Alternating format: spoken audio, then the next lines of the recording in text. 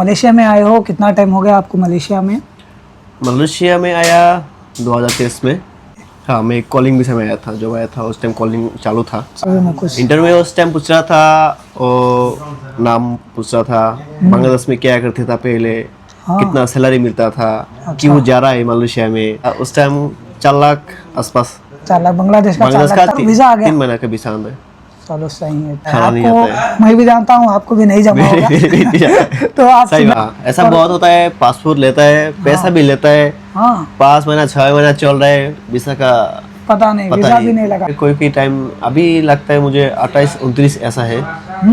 मैं जब आया था 2023 में 22 बांग्लादेश का 22% 23% था ऐसा। अगर कोई एजेंट जो कम पे कर रहे हैं, आप कंप्लेंट भी कर सकते हो लोग के ऊपर, क्योंकि भाई ये गवर्नमेंट लॉ के खिलाफ अभी गवर्नमेंट से 200 बढ़ गया है। अपना कंट्री नहीं है कि यहाँ मार लो कर लो कुछ भी हो जाएगा, नहीं, यहाँ पे तुरंत पुलिस आ जाएगा, आपको डाल के लेके चला जाएगा। पैसा मांग रहा है पुलिस पैसा, और वॉलेट में ज्यादा पैसा देखेगा सब कुछ चेक करेगा, और ज्यादा पैसा देखेगा तो लेने के लिए कोशिश करेगा।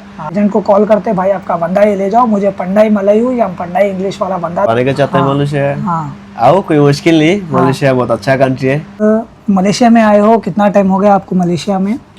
मलेशिया में आया 2023 में। अभी 2 साल 8 महीना चल रहा है। अच्छा, 2 साल 8 महीना 3 साल होने वाला है। 3 साल कंप्लीट होने वाला, ऑलमोस्ट 3 महीना बाकी है। 3 महीना बाकी है। चलो सही है।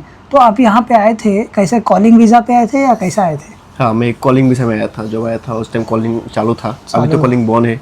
अभी बांग्लादेश से अभी कॉलिंग बंद है। बांग्लादेश से कॉलिंग बंद है। मैं जब आया था उस टाइम चालू था कॉलिंग, उस टाइम आया था उस टाइम पे। हाँ, तो मतलब उधर से वो लोग कॉलिंग वीजा के लिए वो लोग कॉल करता है, मतलब कैसे वो लोग मतलब वेरीफाई करता है आपका, इंटरव्यू कैसे लेता है, प्रोसेस क्या हुआ था? मतलब प्रोसेस फर्स्ट टाइम आप आए थे मलेशिया 2023। हाँ, तो प्रोसेस कैसे हुआ, थोड़ा हमारे विजिटर्स को बताना चाहोगे, व्यूवर्स को? प्रोसेस उस टाइम हम लोग जब आया था उस टाइम कॉलिंग चालू था।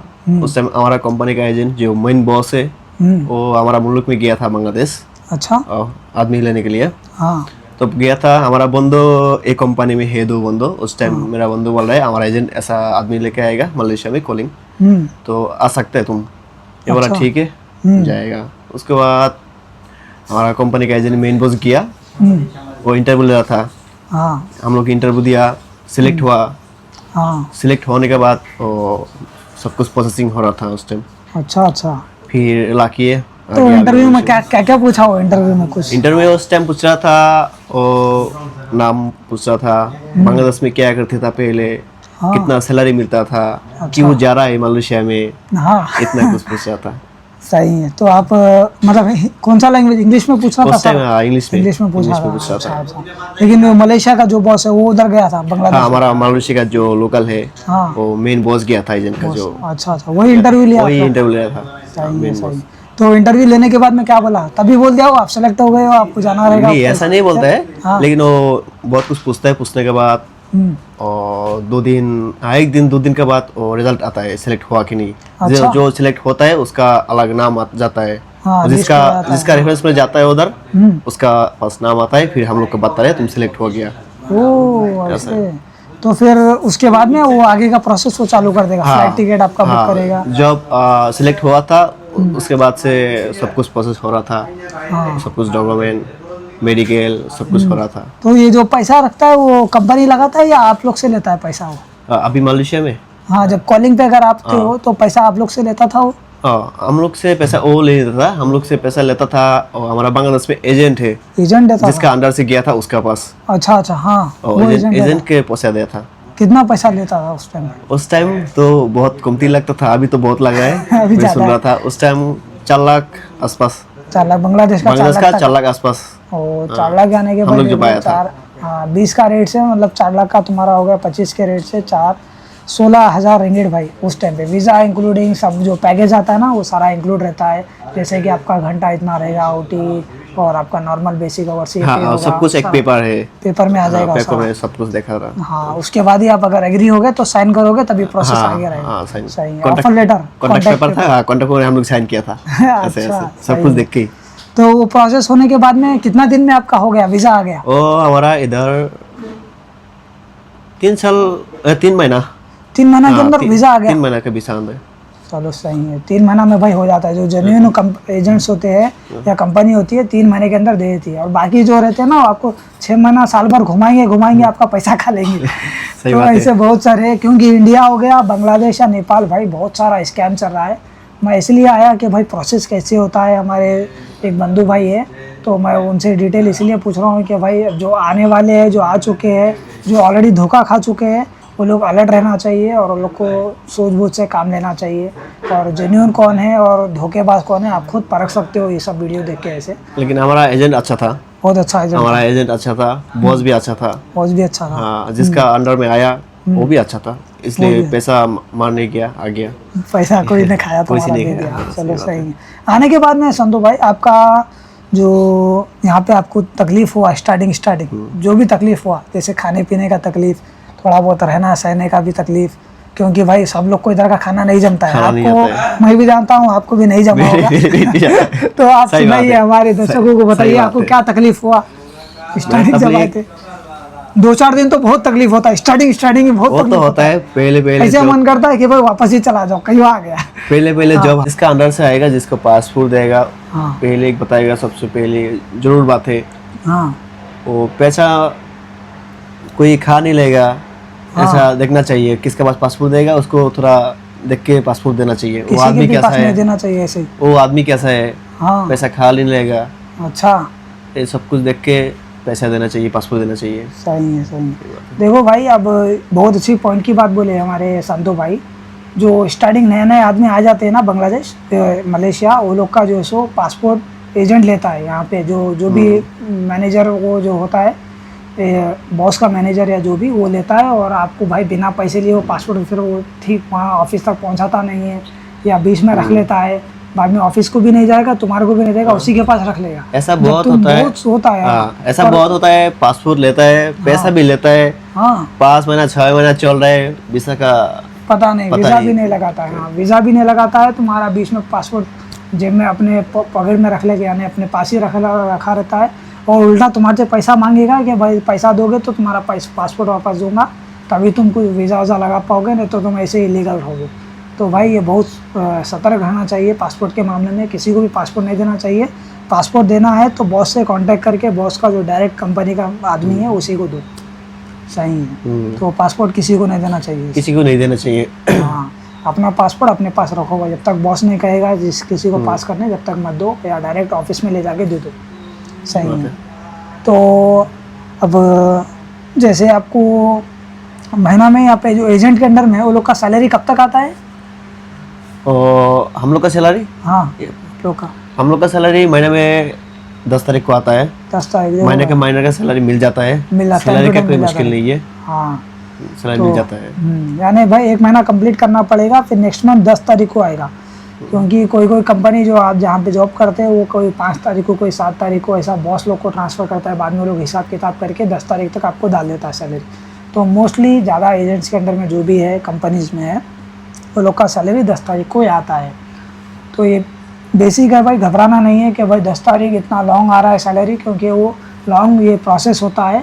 वो लोग पूरा आपका पे स्लिप जनरेट करेंगे, आपका OT काउंट करेंगे, PH काउंट करेंगे, जो पब्लिक हॉलीडे है सारा काउंट करके वो लोग 10 तारीख को आपका सैलरी आपके अकाउंट में रिलीज करते हैं। और अकाउंट का क्या सिस्टम है, यहाँ पे आते ही बैंक अकाउंट कैसे? अकाउंट का हमारा एजेंट कर देता है सबको, एजेंट खुला देता है, एजेंट खुला देता है सबको, हाँ, मलेशियन बैंक अकाउंट, हाँ, मलेशियन बैंक, हाँ, और direct salary direct salary card में डाल देता है, हम लोग कार्ड से निकलता है पैसा, हाँ, ATM कार्ड से निकलता है पैसा, सैलरी, बैंक कार्ड, हाँ, ये सब कुछ कोई मुश्किल नहीं है, कोई मुश्किल नहीं। तो ये आपका सैलरी मान लो आता है, तो आप बांग्लादेश भेजते हो, तो यहाँ पे क्या रेट मिलता है? जैसे किधर से भेजते हो, कैसे भेजते हो? बांग्लादेश भेजते हैं हम लोग, बैंक से भेजता हो, बैंक है, बहुत बैंक है, बैंक से हम लोग भेजता हो।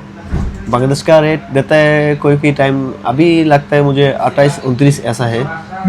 मैं जब आया था 2023 में, उस टाइम 22 रिंगिट, 22 बांग्लादेश का 22 टका 23 टका था, ऐसा। वो 22-23 टका था, अभी तो 28-29 हो गया, 28-29 हो गया। बहुत हो गया भाई। देखो अभी वो जो कन्वर्टेड रेट रहता है, जो मलेशियन रिंगिट टू बांग्लादेश, अब पहले 22-23 था, अभी देखो 4-5 टका और बढ़ गया, एक डॉलर पे, सिर्फ 1 रिंगिट पे। तो इतना अच्छा रेट भी मिल रहा है।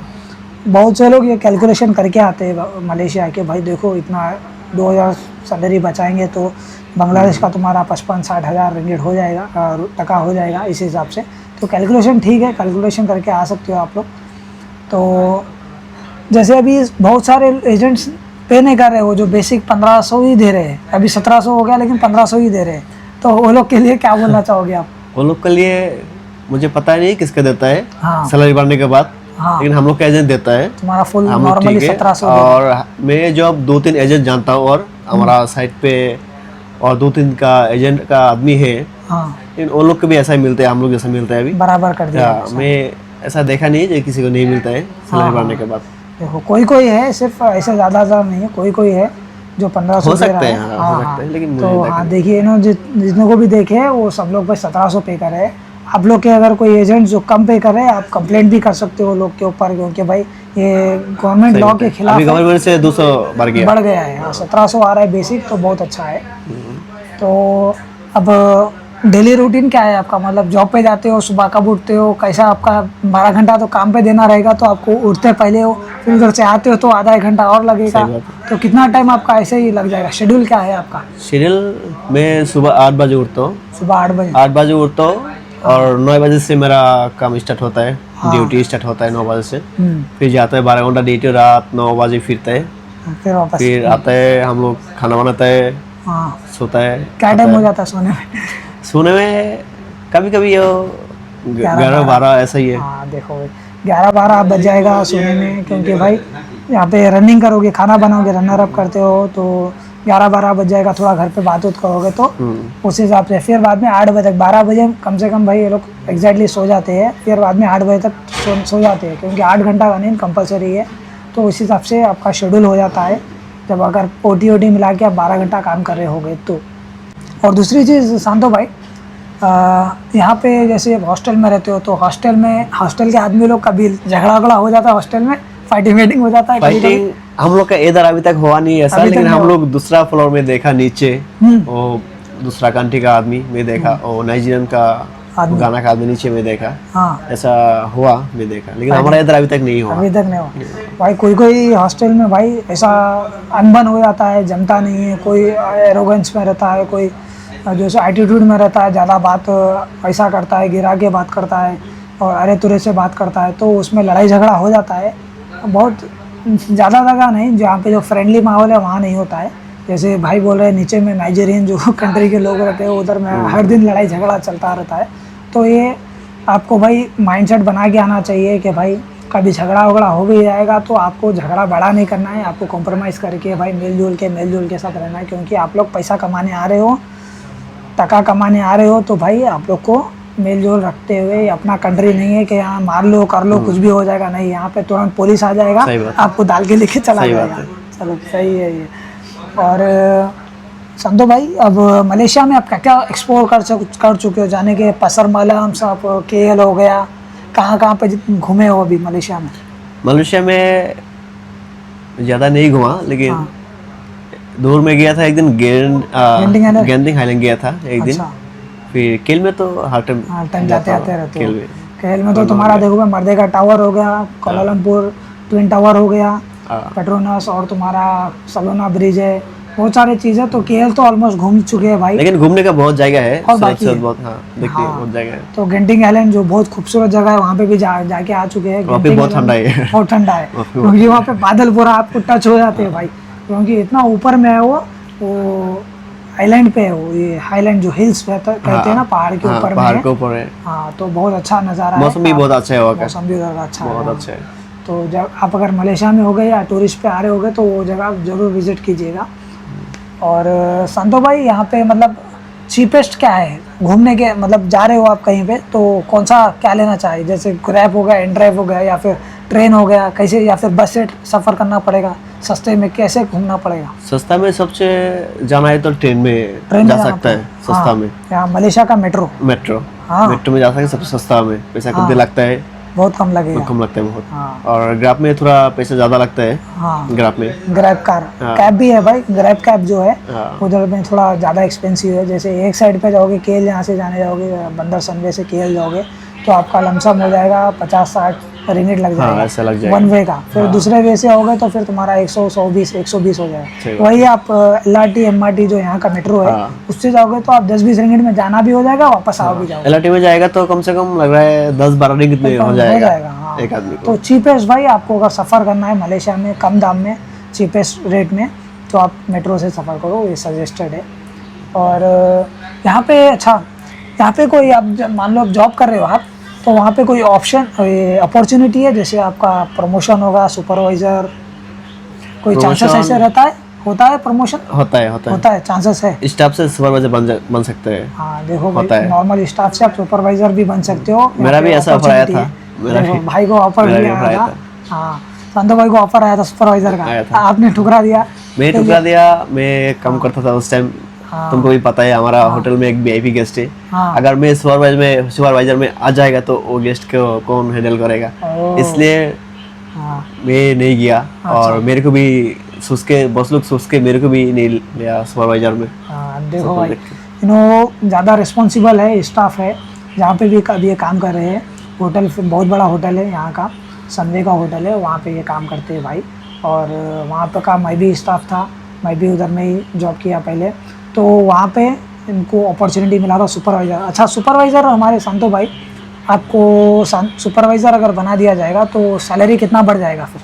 सैलरी और सुपरवाइजर अगर बन जाएगा एक बार होटल में, हाँ वो तुम्हारा एक्स्ट्रा 300 रिंगिट मिलेगा, लेकिन वो एजेंट नहीं पे करेगा, हाँ। होटल से खुद पे करेगा, हाथ में कैश पे करेगा। अच्छा, होटल से एजेंट खुद पे कर देगा? एजेंट नहीं पे करेगा, होटल से पे करेगा। होटल पे करेगा होटल आपको? पे करेगा, एक्स्ट्रा हाथ में पेश करेगा। कितना? 300 रिंगिट 300 रिंगिट एक्स्ट्रा। देखो भाई, वो सैलरी तो फिक्स आएगा ही आएगा। तो 300 जो आपका सुपरवाइज़र पोस्ट आ जाएगा तो 300 रिंगिट मलेशिया का, वो आपको अलग से होटल आपको हाथ में दे देगा, कैश। देगा। हाँ, कंफर्म दे देगा। कंफर्म दे देगा। वो कोई खाएगा नहीं बीच में, कोई नहीं नहीं खाएगा। हाँ देखो भाई, वो एजेंट नहीं खाएगा, आपको 300 नहीं रिंगिट खाएगा, मिलेगा। वो तो होटल से देखो भाई, देगा। हाँ, अगर आपका सुपरवाइज़र पोस्ट मिल जाएगा, क्योंकि मिलेगा, ज़्यादा चांसेस रहते हैं मिलने के भी, क्योंकि ये लोग को स्टाफ भी ज़रूरत रहता है, और जो लॉयल स्टाफ रहता है, रिस्पॉन्सिबल स्टाफ रहता है, वो लोग प्रमोट करते हैं सुपरवाइज़र के पोस्ट के लिए। तो हमारे भाई को जैसे प्रमोट किया गया था, इन्होंने ठुकरा दिया, क्योंकि इन्हें एक VIP कस्टमर है, उसको 1.5 साल से मैं देखभाल उसको हैंडल कर रहा हूँ। देखो भाई, बहुत बड़ा कस्टमर VIP है, उन्होंने 1.5 साल से हैंडल कर रहे हैं, इसीलिए मैनेजमेंट ने इन्हें देने से मना किया, क्योंकि वो सुपरवाइज़र होंगे तो उसको हैंडल नहीं कर पाएंगे। तो अच्छा, तो ये आपको यहाँ पे PH क्या होता है? पब्लिक हॉलीडे जो है, वो पब्लिक हॉलीडे आपको छुट्टी दे देता है, या फिर उसके दिन काम करके उसको आपको सैलरी बढ़ा के देता है, या डबल पे करता है? पब्लिक एरिया में डबल पे नहीं करता है, लेकिन जो पब्लिक एरिया होता है हम लोग ड्यूटी करते हैं, वो PH एक्स्ट्रा बन जाता है, हाँ स्टॉक में रखता है। हाँ। तो जब छुट्टी चाहिए वो PH ले सकता है। अच्छा, PH देखो भाई, आप PH दिन काम करोगे, यानी पब्लिक हॉलीडे के दिन काम करोगे, तो वो एक दिन आपका रिकवर हो जाए, आप एक दिन एक्स्ट्रा छुट्टी ले सकते हो जब भी आपको चाहिए, तो वो एक दिन आपका कवर हो जाएगा। और ये जो है आपका मेडिकल, वो जो वीज़ा के लिए होता है मेडिकल वगैरह, तो वो मलेशिया में हुआ या आपका कंट्री में हो गया था? हमारा कंट्री में एक बार हो गया ऑलरेडी, जब वीज़ा इशू हुआ था उससे पहले वहीं पे हो गया था? वीसा इधर मलेशिया आने का पहले एक बार बांग्लादेश में मेडिकल हो गया करेगा। तो वो मेडिकल में क्या क्या किया था? वो एग्जामाइन क्या क्या करता है? ब्लड लेता है? मेडिकल में ब्लड लेता है, और बॉडी एक्सरसाइज करता है, हाँ, बॉडी एक्सरे भी करता है, एक्सरे भी करता है, और यूरिन टेस्ट भी होता है। यूरिन टेस्ट भी होता है। हाँ, ये ताकि आप स्वस्थ हो, ब्लड प्रेशर भी चेक करेगा। ब्लड प्रेशर भी चेक करता है। अच्छा, और यही है बस, ये 4 ये 3-4 चीज़ें भाई, ये इम्पोर्टेंट है। अब यही कंट्री ने आप दूसरे कंट्री के लिए भी ट्राई करे होगे, तो मेडिकल जब एग्जामाइन होता है भाई, उसमें आपका ब्लड, यूरिन टेस्ट और एक्सरे और बॉडी चेकअप कंपलसरी होता है, जो ब्लड प्रेशर है वो भी चेक होता है। ये 3-4 चीज़ें कंपलसरी है, क्योंकि आपका हेल्थ चेकअप होता है उसमें, आप स्वस्थ हो यानी कि आप हेल्दी हो या नहीं हो। अगर हेल्दी ना होगे तो आपका मेडिकल फेल होगा, तो आपका वीज़ा भी कैंसिल हो जाएगा, वहाँ से आपका आना कैंसिल हो जाएगा। फिट रहना चाहिए, एकदम फिट रहना फिट चाहिए। रहना चाहिए। हाँ देखो भाई, फिट रहना चाहिए। अगर आप ऑलरेडी बीमार हो तो आपको वीज़ा नहीं लगेगा, नहीं लगेगा, नहीं आ सकते, नहीं आ सकते। हाँ, तो ये आपका जैसे अब हो गए हो यहाँ पे आ गए मलेशिया, 2 साल के ऊपर हो गया, तो आपका लाइफ का कुछ स्टेप्स एक अप हो गया, कुछ यानी कि सेविंग वेविंग करके थोड़ा लग रहा है शादी ब्याह हो गया आपका? शादी नहीं किया अभी तक। प्लान कर रहे हो शादी करने का? शादी तो होगा एक दिन, लेकिन अभी तक नहीं किया। हाँ, करेगा। घर और बना लियो अपना बड़ी में? घर पहले के वो माशाल्लाह है जो चल रहा है, हाँ, लेकिन फिर बनाएगा और क्या बनाया? मैं, और थोड़ा ऊपर जाना चाहिए और थोड़ा लेवल पे जाओगे। देखो भाई, घर ऑलरेडी भी है और एक और घर लेने का प्लान भी है, और थोड़ा मतलब एक ऊपर जाने का प्लान है। यानी कि भाई हर कोई फ्यूचर में भाई एक सफलता जिसे कहते हैं, सक्सेस हासिल करने के लिए स्ट्रगल करता है बंदा को, जो भी रहो। वो आता है देश में अपने माँ बाप से, अपने फैमिली से दूर होके, ताकि कुछ पैसा जमा करे और अपना फ्यूचर में कुछ बिजनेस स्टार्ट कर ले, या फिर कोई अच्छा प्रॉपर्टी वगैरह खरीदे, और भाई एक हिसाब से सेटल हो जाए। बाद में फिर शादी ब्याह करेगा आदमी, उस हिसाब से सेटल हो जाता है। हर किसी का यही प्लान होता है मैक्सिमम लोगों का, कि भाई अपने लाइफ में कुछ अच्छा अचीव करना है, कुछ पैसा कुछ सेविंग करना है, कुछ आगे बढ़ना है। अगर कभी कभी मलेशिया में पुलिस पकड़ाता है, पुलिस, हाँ वीसा पासपोर्ट सब कुछ होता है, फिर भी पकड़ाता है, ऐसा है। हाँ, देखो भाई, लेकिन उस टाइम क्या करना चाहिए, और अगर मलेशियन का भाषा आता है तो उसको अच्छा से समझा सकता है। हाँ वो पुलिस लोग भी सोचेगा उसको मलाई पंडाई है। हाँ, मलाई पंडाई है। देखो उसके भाई, बाद क्या करना है, एजेंट का कॉल करना है, एजेंट का कॉल करके उसको बोलना है मेरे को ऐसा पुलिस पकड़ाया, मेरा सब कुछ ठीक है, हाँ मेरा सब कुछ ठीक है, फिर भी पकड़ाया, हाँ। मेरा बात नहीं मांग रहा है, पैसा मांग रहा है पुलिस। पुलिस पैसा, ऐसा कितना होता पैसा है। मांगता है?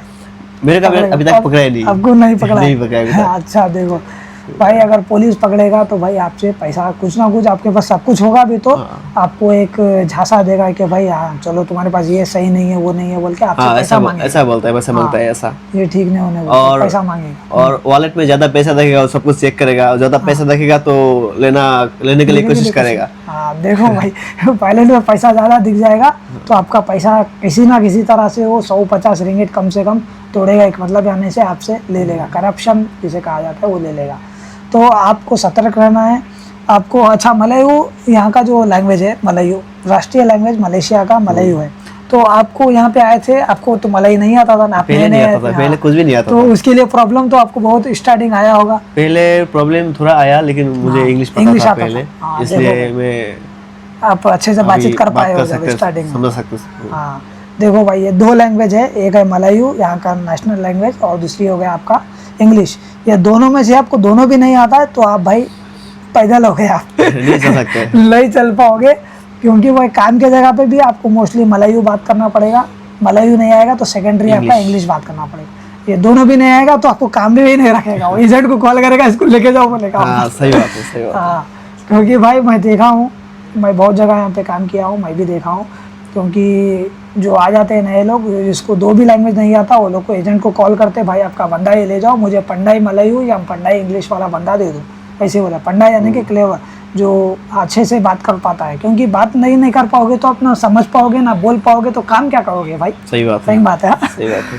तो ये हो गया। तो आप किस तरह से आप सीखे हो? थोड़ा बहुत मलयू आप बोल रहे हो 2 साल में, तो कैसा सीखे हो आप? वैसे का काम करते करते हमारा उधर मलेशियन का बहुत बॉसेस आदमी भी है, चलते चलते थोड़ा सीख लिया। अभी चलेगा, कोई मुश्किल नहीं। गूगल से भी थोड़ा बहुत सीख लियो? नहीं, गूगल से भी नहीं सीखा, लेकिन मैं हमारा उधर बॉस से बात करते करते देख के सुन के सीख लिया। देखो भाई, अगर आपको आपका रीजनिंग पावर अच्छा है, आप सुनते सुनते भी सीख सकते हो। लेकिन अगर आपको सीखना है मलेशिया में आने से पहले, तो आप यूट्यूब पे भरे पड़े हैं वीडियोस, यूट्यूब से देख लो, गूगल ट्रांसलेटर से ट्रांसलेट करके बेसिक मलयू सीख लो, साथ ही साथ इंग्लिश भी बेसिक सीख लो।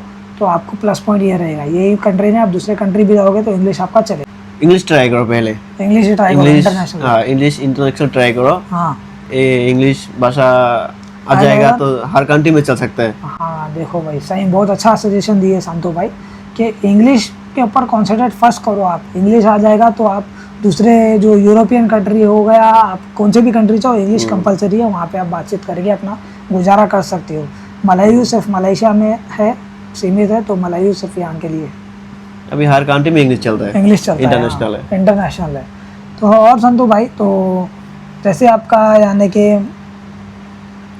यहाँ पे मैनेजर तक भी पहुँच सकता है लोकल पे, फॉरेनर क्या मैनेजर तक पहुँचना मुश्किल है? मैनेजर नहीं देता है? मुझे लग रहा है ऐसा नहीं होता है। नहीं होता है। देखो भाई, खाली सुपरवाइजर पोस्ट तक आपको फॉरेनर पीपल देता है, सुपरवाइजर पोस्ट तक ही। मैनेजर यहाँ का लोकल पीपल ही रहेगा, मलेशियन ही रहेगा, कंपलसरी यहाँ का गवर्नमेंट लॉज भी है मेरे ख्याल से, क्योंकि फॉरेनर्स को मैनेजर पोस्ट नहीं मिलता है। आप अगर मैनेजर हो जाओगे तो आपके नीचे के जो लोकल पीपल रहेंगे जैसे सुपरवाइज़र हो गया या कोई और दूसरे डिपार्टमेंट के, आप वो लोग के ऊपर राज करोगे तो ये लोग पसंद नहीं करेंगे कि भाई ये फॉरेनर है और मैनेजर बन गया, मैं इसके नीचे सुपरवाइज़र। मैं अभी तक नहीं देखा है नहीं ऐसा। देखा, देखो मैं भी नहीं देखा हूँ, क्योंकि मैनेजर पोस्ट लोकल्स के लिए ही है सिर्फ। हम जो आने का चाहता है मलेशिया, हाँ आओ, कोई मुश्किल नहीं। मलेशिया बहुत अच्छा कंट्री है, हाँ बहुत अच्छा है अच्छा मलेशिया। है। आने के बाद पहले देखो मलेशिया का कंडीशन क्या है, कंडीशन कैसा है? हाँ कंडीशन कैसा है, हाँ भाषा सीखो,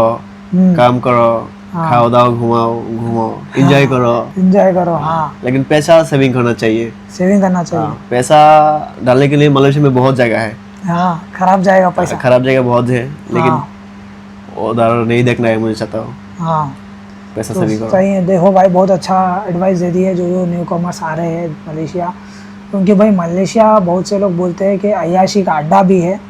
यहाँ पे भाई खाना पीना एकदम फ्री है तुम्हारा। हाँ दारू वारू हर शॉप में मिल जाएगा, ऐसे ढूंढोगे तो आप।